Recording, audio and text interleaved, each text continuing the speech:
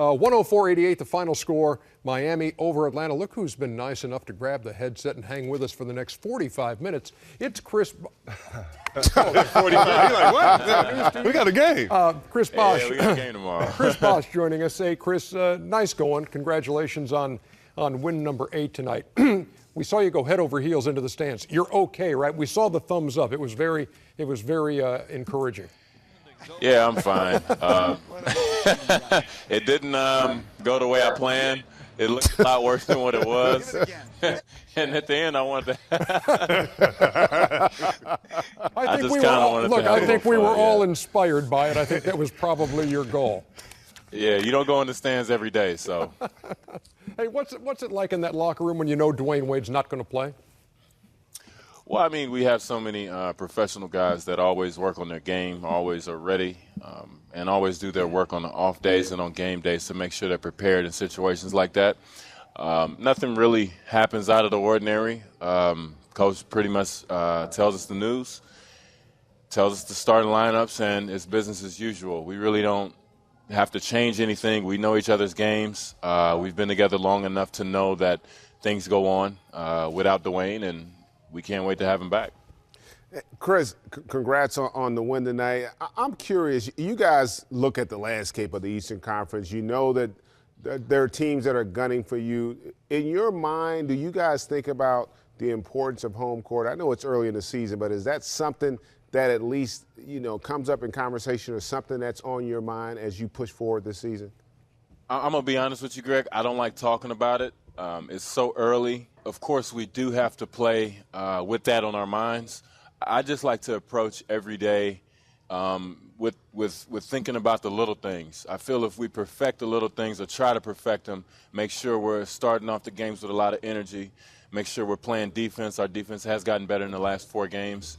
And make sure we're sharing the ball and doing those things, we'll win ball games. If we win ball games, we'll get home court. So I'm more of I guess I like compartmentalizing and making sure that we don't get too far ahead of ourselves. Because if you're thinking about home court, you're not thinking about those other things. That's that Georgia Tech education, compartmentalizing, throwing big words out on it.